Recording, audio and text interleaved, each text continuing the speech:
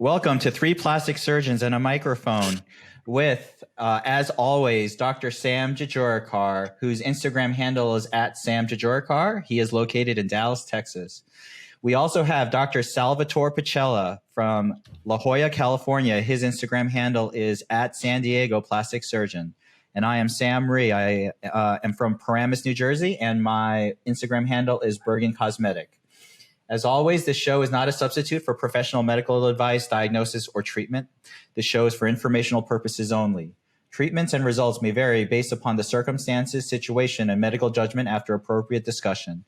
Always seek the advice of your surgeon or other qualified health provider with any questions you may have regarding medical care. And never disregard professional medical advice or delay seeking advice because of something in this show.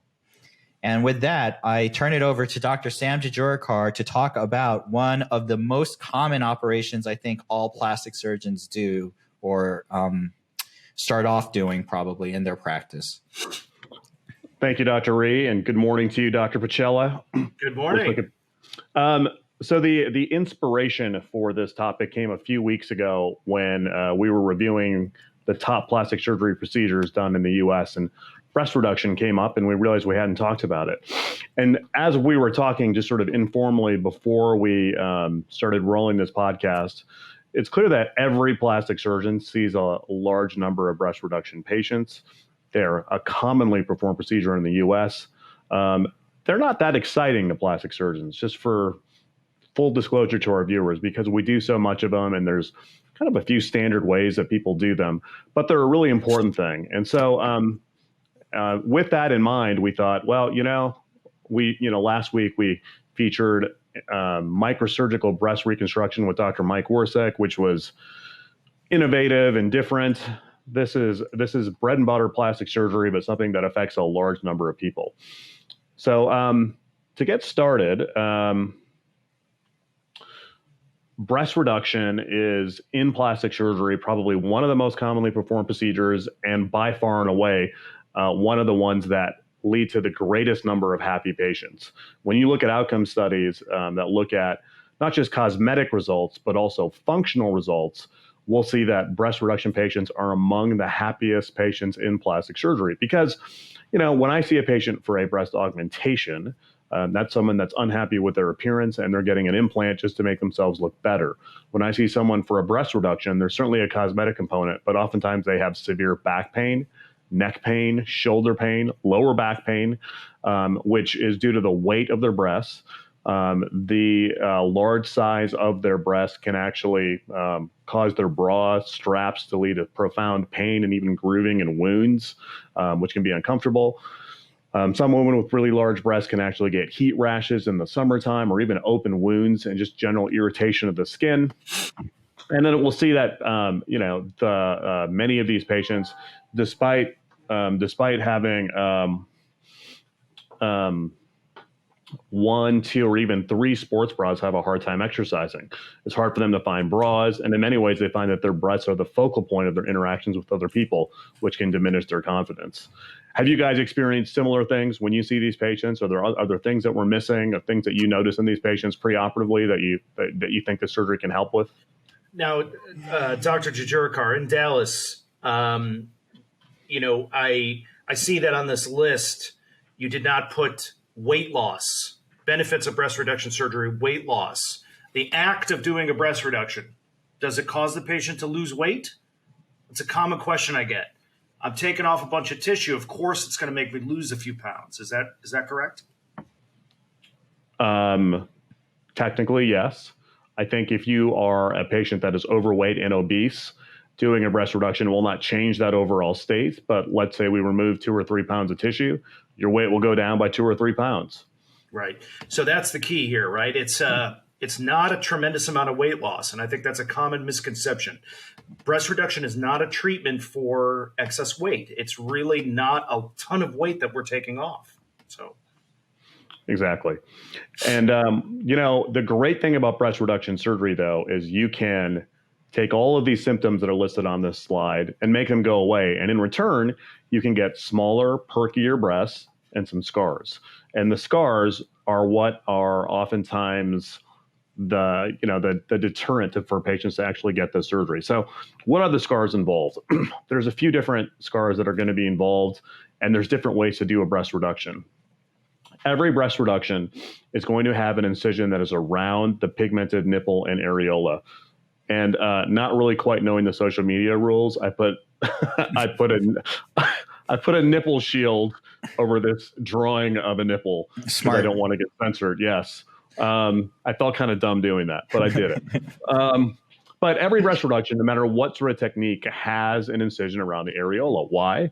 Well, women that have large breasts tend to have enlargement of the areola. You need to put an incision around it to reduce it.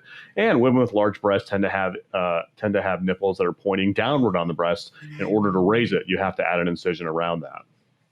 In addition, virtually all breast reductions, there is a technique described that doesn't use this, but virtually all breast reductions have a vertical scar, an incision that goes from the bottom of the areola to the bottom of the breast. So when we talk about short scar breast reductions, what we're really talking about is whether or not it has this final scar, an incision across the very bottom of the inframammary fold or the crease at the very bottom of the breast. And so how do you get this? So, or how do you sort of make the decision? I find that in my practice, about half the patients that I do will have this sort of, will have a more limited incision pattern.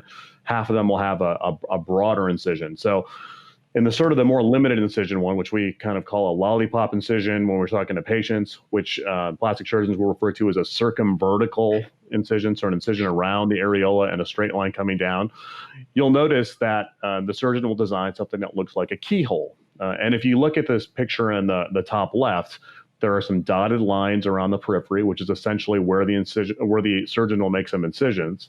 And then the blue is areas where the surgeon will remove skin, kind of like you would peel the skin of an orange and you have breast tissue underneath. Essentially, the areola slides to the very top of this, and these dotted lines come together to leave you with an incision around the pigmented nipple and areola complex and a straight line coming down.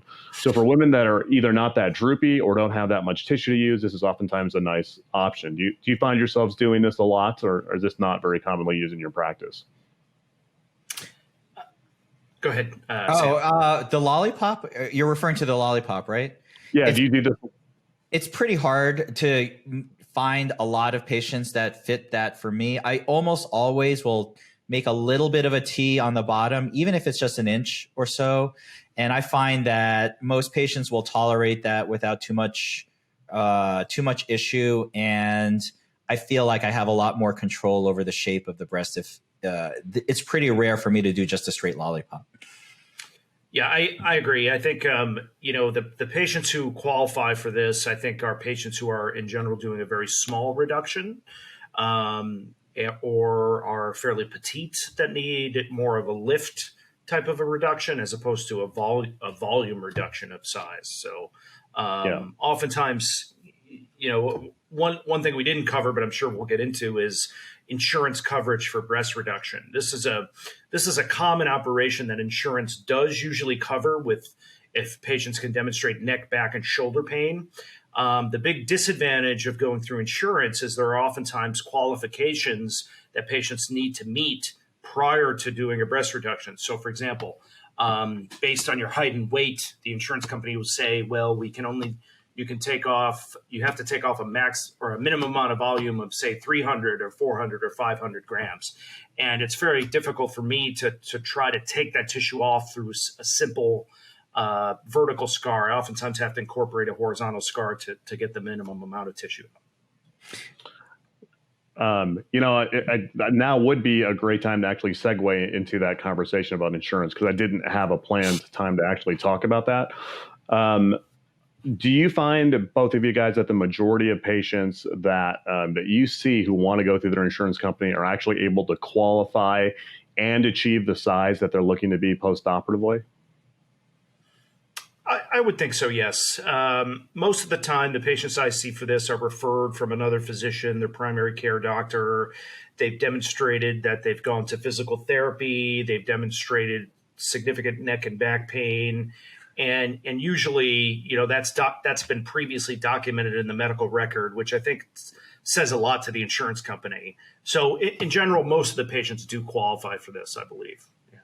I no longer take insurances, but when I did, I found that this pre-authorization for breast reduction surgery was one of the most onerous processes, at least in New Jersey for me. Most of the insurances were pretty strict about their criteria, and they generally included at least 3 to 6 months of symptomatic documentation. So it wasn't enough just to have 1 or 2 physical therapy sessions. They needed to document over a fairly substantial period of time symptoms and the lack of relief of non-surgical treatments.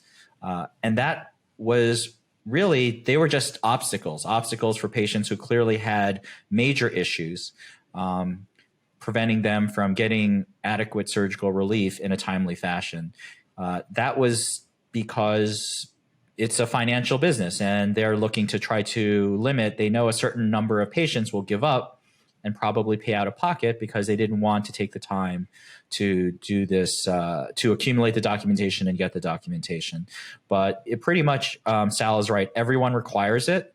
And depending on who your insurance carrier is, it can be quick or it can be long.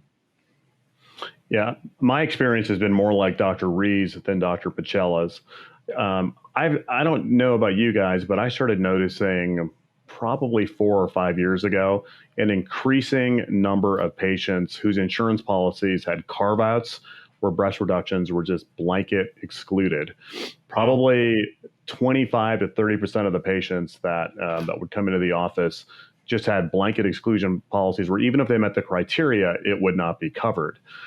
The other thing is, the viewers may not have heard this term, but Dr. Rhee and Dr. Pacella will know this well. It's called the Schner sliding scale, and it's what Dr. Pacella was alluding to earlier, where there is a sliding scale based off of your body surface area, which is determined based off of your weight and based off of your height, the amount of tissue that should come out. And the way that it came about was from a study done in I think 1992 or 1993, where a plastic surgeon, Paul Schner, sent out a questionnaire to plastic surgeons. And basically this questionnaire said roughly, or how many breast reductions did you do last year? How many of them did you think were medically necessary?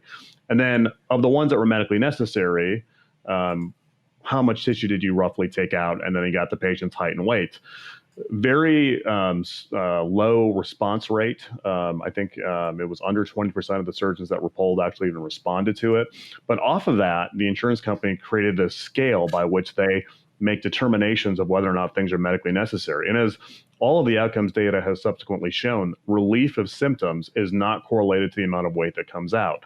But it's a metric that many of the insurance companies are using just to try to make sure they're not doing a cosmetic breast lift instead of a breast reduction. But in many of the patients that I actually see who want their symptoms to go away, but they don't necessarily want to be small breasted, they're not able to really meet the criteria. So, that's a really interesting point you make there, Sam. So, many times in my experience, I will say breast reduction, regardless of the size that's removed, can help significantly with neck, back, and shoulder pain, even if it's a small amount. And it's really more of a repositioning the breast on the chest wall, which makes it easier to carry for the weight. And the analogy I like to use for patients is, let's see yourself going through an airport and you're carrying a briefcase. Okay, it's heavy with a lot of documents. If you're carrying that briefcase by your side next to your thigh, normally like we would do, that's a lot easier to carry than, say, if you went the whole way carrying it out here, right? It's exactly the same weight, but carrying out here is going to be quite a bit more painful, and it's going to cause more fatigue. And so when you take the breasts and you're putting them on your abdomen, that's a lot harder to carry than when they're sort of up on top of the chest. So, and that's unfortunately something the insurance companies don't really understand many times. Or just like Sam was saying, it's a way to allow them to pay for fewer right. cases, for sure. Right. So the other, and by far and away the most common way to do this operation, is to do what plastic surgeons refer to as a WISE pattern. What we'll oftentimes describe to our patients is an anchor pattern, which is an incision that goes around the areola, a straight line coming down, and one across the bottom. This is the most common way that's done because it allows the surgeon the most freedom to reshape the breast. The incision around the areola allows us to slide the areola to the ideal position on the breast. The vertical incisions allow us to narrow the width of the breast. The one across the very bottom, the transverse incision, allows us to shorten the length of the breast and also to remove tissue from the bottom portion of the breast easily, which is clearly where people want to get rid of it when they're coming in for a breast reduction. The way we all trained during our residency, during my residency, every single breast reduction that I saw was done through this type of incision. I think all of us have changed the techniques that we learned since residency, but just out of curiosity, did you guys see anything that was not this type of breast reduction during your residency? Oh, we just saw standard inferior pedicle wise pattern. It wasn't until my fellowship that I really started changing the way I do things. Exactly. Same here. All right. Well, and interestingly enough, Doctores, it was always the wise pattern inferior base pedicle in training seemed to be so much of a stress inducing procedure many times. I don't understand necessarily. Yeah, no, nor do I. A lot of I'm just going to be totally frank and transparent. Our viewers would appreciate that, as opposed to a normal political, a guarded way of speaking. We saw a lot of bad breast reductions during residency, where some of the measurements that were being used and some of the design principles just made very little sense. And it's because, I don't know. I'm just going to leave it at that. So, with that being said, let's look at a case. So, this is a typical sort of case that I'll see in my practice. Oftentimes, a breast reduction is done as part of a larger body contouring operation. But this was a patient that I saw who had previously had pregnancy. She was large-breasted before her pregnancies, and she got bigger and droopier with her pregnancy. She was having significant back pain, neck pain, and shoulder pain. She would go to the chiropractor with no relief in her symptoms. She wanted to be smaller.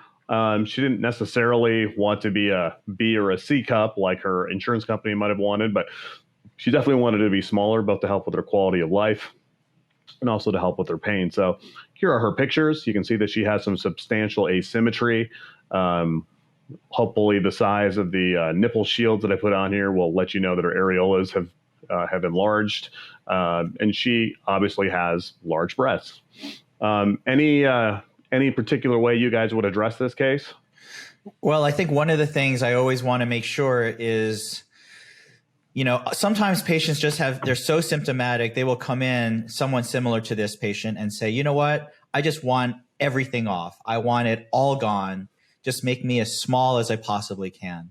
And I will often have to tell them, listen, if I make you as small as you possibly can, we will lose a great deal of the aesthetic or appearance of your breast. We have to maintain some sort of shape, some sort of projection, and some sort of form. If I took everything off, I usually tell them, you will look like you have a fat man breast. It will be a low riding mound that has no shape or slope to it.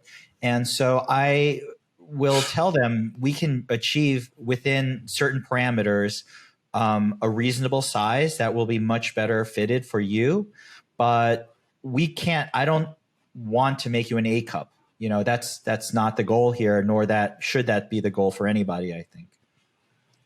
Yeah. Patients are oftentimes, they're very well educated on the benefits of breast reduction, but sometimes they don't necessarily understand or have been explained the disadvantages of breast reduction. So I really spend a bit of time talking about some of the issues related to breast reduction and complications that we can see. So I really do something I call the 4 S's. Okay, so there's the number one, the scars. We talked about the scars. They have to be vertical. They have to be periareolar. They have to go around. Number 2 is the sensitivity to the nipple. And depending on the study you see, anywhere from 30 to 50% of patients can experience some changes in nipple sensitivity. Unlike, say, an operation like a breast augmentation. You're an A cup. We put an implant in. You heal up, everybody's happy. Breast reduction does have some potential issues. The third S is the side. Okay, side boob, what we like to call. Okay, many patients that are heavier, that have bigger breasts, they oftentimes point to this area on the side right here, and they say, well, I want this off. Well, that's technically not your breast. That's more of the back fatty tissue, the back adipose tissue. That's not necessarily taken off or treated with a standard breast reduction. Oftentimes you need some liposuction, which we highly recommend at the same time, because just simply getting a smaller breast, if you wear your bra and you don't address the side stuff, that's going to be coming off the side, and patients are going to be sorely unhappy. Then the fourth S is shape. Okay, so unlike a breast augmentation where the shape can be perky and perfect, oftentimes the larger your breast is, the more difficult it is to make a perfect shape. And what I counsel patients on is having a potential bottoming out deformity longer term. What a bottoming out deformity is when the breast takes a shape that looks a little bit bottom heavy. Although it's not big, there's not really a tremendous amount of extra fullness up top. And that's an important thing to understand, I think. I think you mentioned how we did so many bad initial breast reductions in training, and over time, I think a lot about these breast reductions that we did and how we have changed. All of us have changed a lot in terms of our technique, and we probably have just really applied most of our aesthetic breast knowledge to make these better. There's sort of a gray area where you go from mastopexy and breast lift to breast reduction. And the more I treat them like mastopexies with a large tissue resection, the better off I'm going to be in terms of my aesthetic results. I know surgeons out there that still do it the same way that they learned 20 years ago, 25 years ago. Obsolete techniques like free nipple grafting, which I think is something that should be shunned in 99% of patients. And you need to find someone who can really do a really nice job, regardless of whether, they're in insurance, out of insurance. And maybe I'm just saying that because I'm out of insurance, but you really just have to find the best possible surgeon out there, period.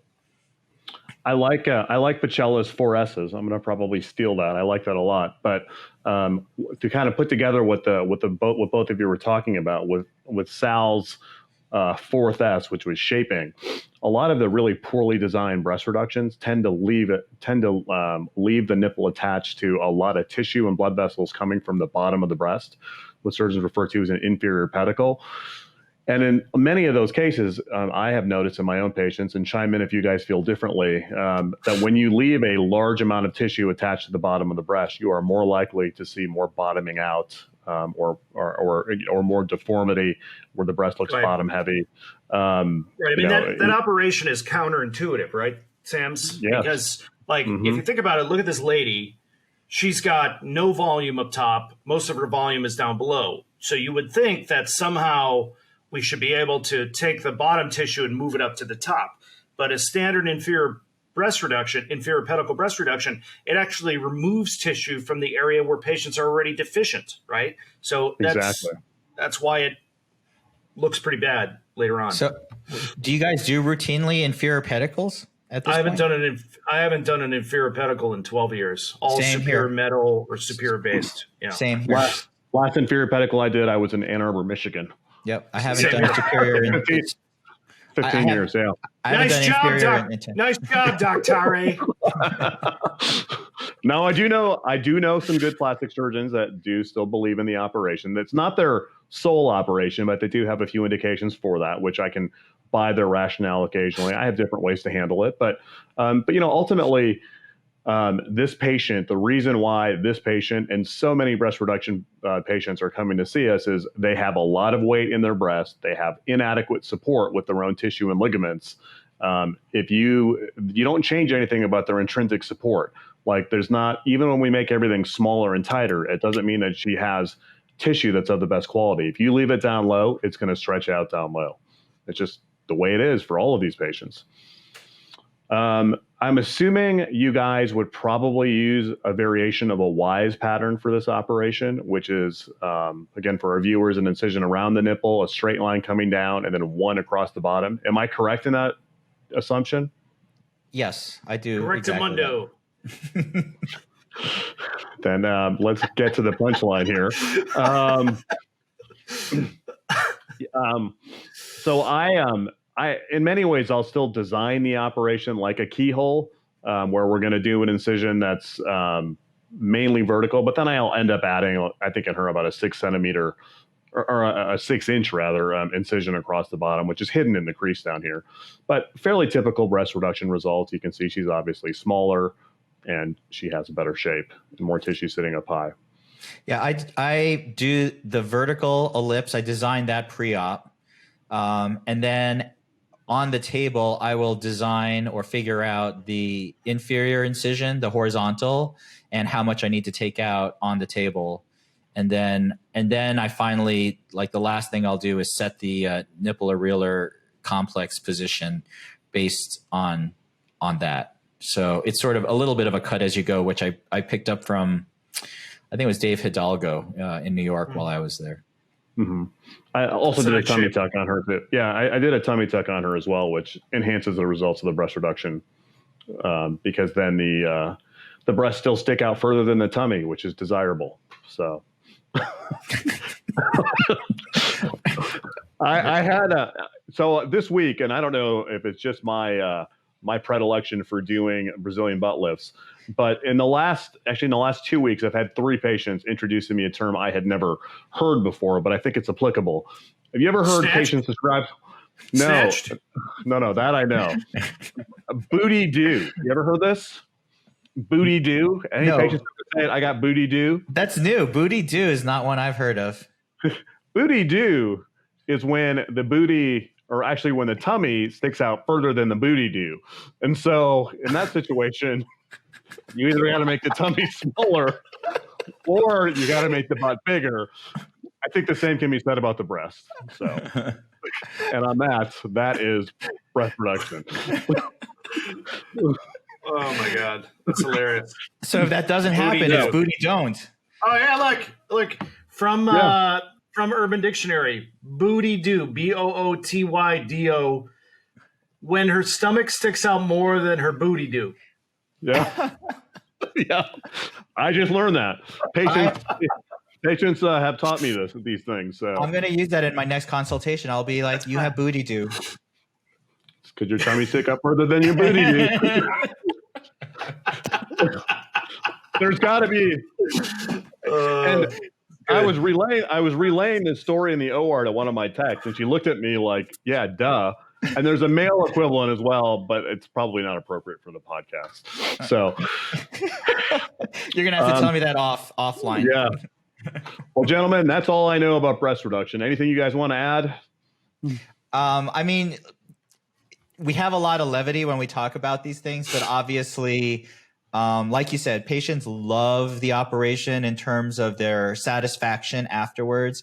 I know patients literally in recovery feel, a weight's been taken off their shoulders. They are very happy with their outcomes. Almost everyone understands what it means to trade large, heavy breasts that cause a lot of problems for smaller breasts with scars, which really help them a lot every day.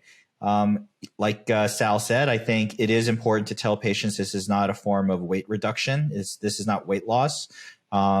If a patient is obese beforehand, they're going to be obese afterwards. But for the patients who are good candidates for this, it is pretty transformative. Yeah, you are so true. It can change people's lives so much, and luckily, there's a lot of plastic surgeons that do this operation very well. Yes, Pacella do. Booty do. Pacella do. He do. Well, have a great weekend, gentlemen. It was fun as always. All right. All right. Have a good one. Take care.